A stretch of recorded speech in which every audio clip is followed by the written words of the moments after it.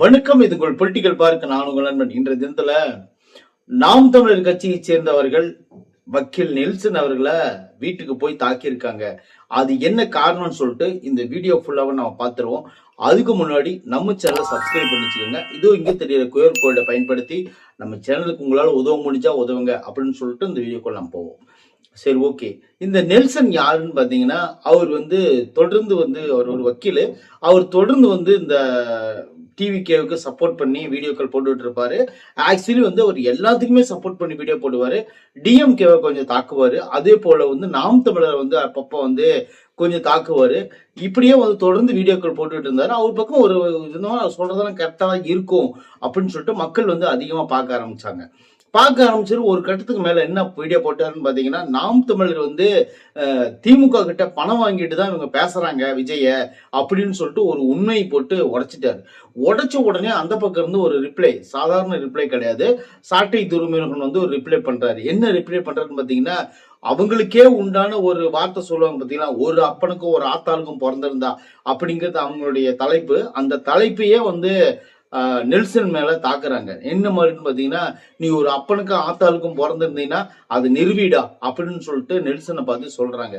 வக்கீலாகி இவர் என்ன பண்ணிட்டாருன்னு பாத்தீங்கன்னா, அப்படியா நான் நிரூபிக்கிறேன்டா அப்படின்னு சொல்லிட்டு உடனே ஒரு பத்திரத்தை எடுத்து காமிச்சாரு. அது என்ன பத்திரம்னு பாத்தீங்கன்னா, மானாமதுரை, விருதுநகர் மாவட்டத்தில் இருக்கிற மானாமதுரை பக்கத்தில் இருக்கிற ஒரு இடத்துல 25 ஏக்கர் நிலம் வாங்கியிருக்காங்க அப்படின்னு சொல்லிட்டு வெறும் 50 லட்சம் ரூபாய்க்கு அந்த நிலம் வாங்கியிருக்கிறதாக ஒரு ப்ரூஃப் சொல்றாங்க.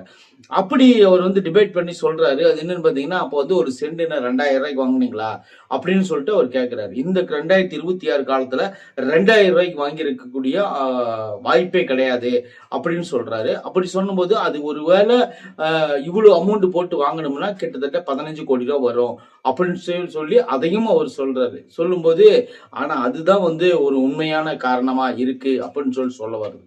சரி, ஓகே. அப்படி இருந்தாலும் கூட இப்ப என்னாச்சுன்னு பாத்தீங்கன்னா, அந்த நிலம் யாரு பேர்ல வாங்கியிருக்குன்னா, அந்நியர் கயல்விழி அவங்க பேர்ல வாங்கியிருக்காங்க. அப்படி வாங்கி டொனேஷன் கொடுத்த இதனால நீங்க ஏன் அதுக்கெல்லாம் இது பண்ணணும்?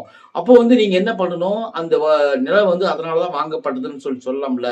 அப்புறம் ஏன் இப்படி திறநிதிங்கிற பேர்ல எல்லாத்துக்கிட்டையும் குழந்தைங்கிட்ட இருந்து எல்லாத்துக்கிட்டையும் வசூல் பண்ணி வாங்குறீங்க? இந்த மாதிரி ஒரு பெரிய கட்சி கிட்ட பணம் வாங்கிட்டு தான் நீங்க பேசுறீங்கன்னு சொல்லிட்டு அவர் உண்மை போட்டு உடைச்சிட்டாரு. உடைச்சோன்னு இவங்க என்ன பண்றாங்கன்னா, எல்லாருமே கொந்தளிக்க ஆரம்பிச்சிட்டாங்க. அந்த கொந்தளிப்புல மூலியமா முக்கியமா வெளியே கொந்தளிச்சுட்டு யாருன்னு பாத்தீங்கன்னா, இந்த யானை கவலம் அப்படிங்கிற மாதிரி ஒரு புரோட்டீன் ப்ராடக்ட் நடத்திட்டு இருக்கிற ஆள் வேறுன்னு பார்த்தீங்கன்னா, ராஜா பரோன். அவர் தான் இந்த பாடி ஃபில்டரு. அந்த பாடி ஃபில்டர் நீங்க நிறைய வீடியோவில் நீங்க பார்த்துருக்கலாம். நாம் தமிழருக்காக பேசுவாரு. கொஞ்சம் உடம்பு கொஞ்சம் வரப்பா வச்சுக்கிட்டு இப்படி நின்று பேசுவார்ல, அவர் தான் ராஜா பரோன்.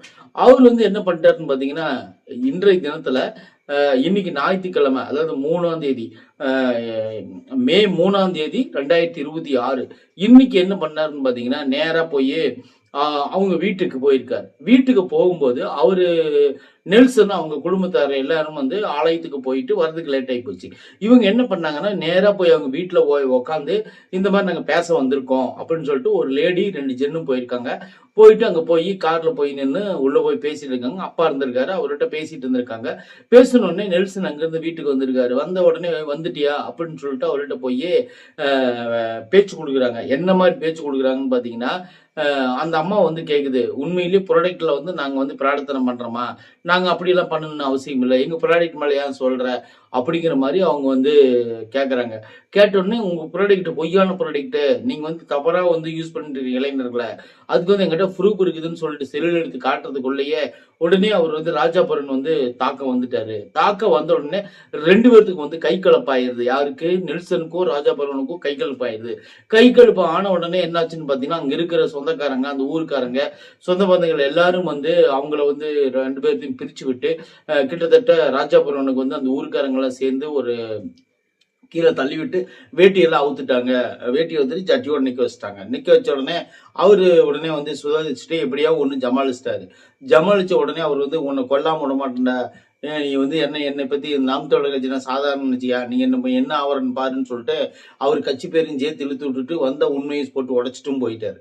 போன உடனே இவர் வக்கீல் என்ன சொல்றாருன்னு பாத்தீங்கன்னா, நான் வந்து கரெக்டான விஷயத்தான் சொன்னேன், இதை வந்து பணம் வாங்கிட்டு தான் அவங்க பேசுறாங்கன்னு சொன்னேன், அதனால அவங்க வந்து ரவுடி கும்பலை ஏவி விட்டு எனக்கு குடும்பத்தை கொலை செய்ய பாக்குறாங்க. இன்னைக்கு பாருங்க என் கையில அடிபட்டு இருக்கு, எங்க அம்மா ஹாஸ்பிட்டல் இருக்கிறாங்க, எங்க அப்பாவுக்கும் உடம்பு முடியல ஹாஸ்பிட்டல் இருக்கிறாங்க, அந்த மாதிரி எங்க குடும்பத்தையும் அவங்க தாக்கியிருக்காங்க. இந்த மாதிரி வந்து ரவுடி கும்பலை வந்து சீமானனை வளர்த்து வச்சிருக்காரு. உண்மையிலேயே இது வந்து ஒரு ரவுடி ஒரு கட்சி அப்படிங்கிற மாதிரி அவர் வந்து ஒரு காட்டமான பதில அவர் வந்து சொல்லியிருக்காரு.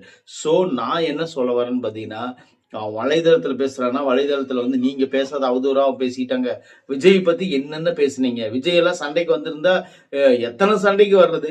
நீங்க பேசின அவதூறுலாம் நாம் தமிழர் கட்சியை சேர்ந்தவங்க தான் கேட்கிறேன். நீங்க பேசின அவதூறுலாம் ஒரே ஒரு ஒரு சின்ன ஒரு புள்ளி கூட கிடையாது. நெல்சன் சார் பேசுனது உண்மையிலே உங்க மேலதான் பயங்கரமான தப்பு. ஏன்னு கேட்டீங்கன்னா, நீங்க வீடு ஏறி போய் நீங்க சண்டைக்கு போனது மாபெரும் தப்பு. யாராச்சும் ஒருத்தர் நடுநிலையா உட்கார வச்சு ஒரு இடத்துக்கு வர சொல்லி 2 பேரும் பேசி தீர்ந்திருந்தாங்கன்னா இந்த விஷயம் முடிஞ்சிருக்கும். ஆனா வீடு ஏறி போய் கத்தி அருவாள், மெயினா அதை சொல்ல மறந்துட்டேன் பாத்தீங்களா, பேக்குக்குள்ள கத்தி ஒரு அருவா, ஒரு வெட்டருவா ஒன்று இருந்திருக்கு. இது 2ஐயும் எடுத்து மிரட்டி இருக்கிறாங்க அவங்க குடும்பத்தை. அப்புறம் எப்பேற்பட்ட தைரியமான ஆளுங்களா இருப்பாங்க. ஒரு வக்கீலுக்கே இந்த நிலைமை, நான் ஒரு சாதாரண ஆள், என்ன மாதிரி உள்ள சின்ன சின்ன பசங்க வீடியோ போட்டுட்டு இருக்காங்களா அவங்கள மாதிரி ஆளுங்கெல்லாம் நினைச்சு பாருங்களேன். இவங்க கொல்றதுக்கு கூட தயங்க மாட்டாங்க.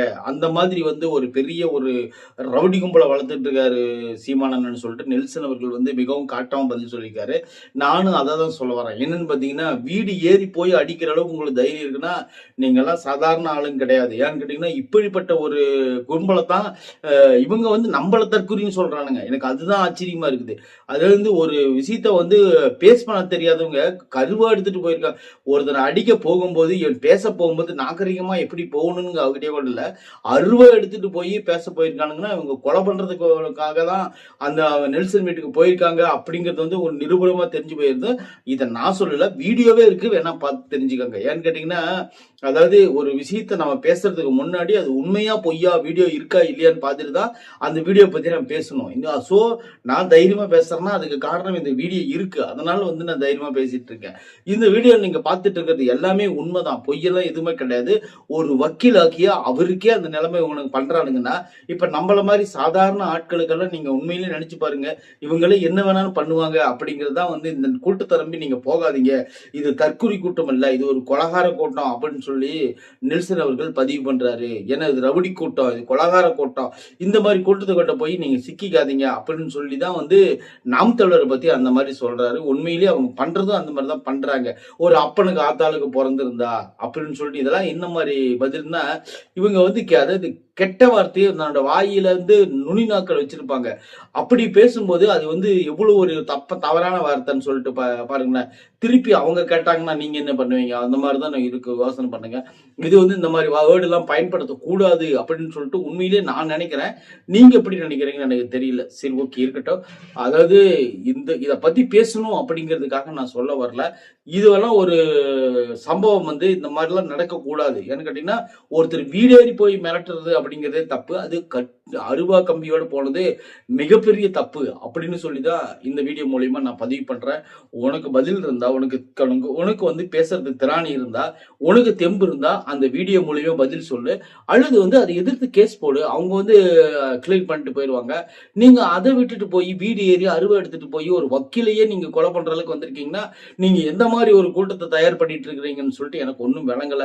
சீமானனால அது கண்டிக்கணும் உண்மையில. ஏன்னு கேட்டீங்கன்னா, சீமானன் வந்து இதெல்லாம் கண்டுக்காம விட்டுருவாரு. ஏன்னு கேட்டீங்கன்னா, நம்ம தம்பிக்கு தானே அப்படின்னு சொல்லிட்டு அவரு உங்க அப்பாளுக்கு ஆத்தாளுக்கும் பிறந்திருந்தான்னு அந்த பக்கம் பேசிட்டு இருப்பாரு.